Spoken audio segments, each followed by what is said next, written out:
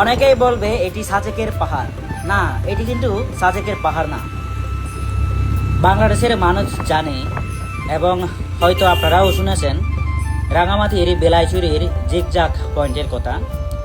অনেক উঁচু নিচু এবং খাড়া পাহাড়।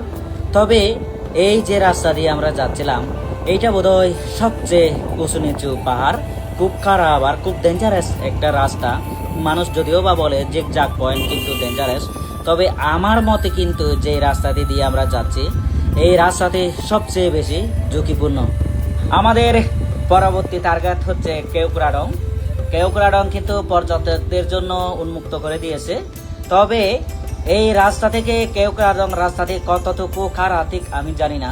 এই যে রাস্তা দিয়ে নামতেছি খুবই ভয়ঙ্কর, নতুন নতুন বাইকারদের জন্য খুব বিপজ্জনক। আবার কখনো যদি এই রাস্তা দিয়ে আসেন আপনারা খুব সতর্কতার সাথে আপনারা এই পাহাড়টি নামতে হবে।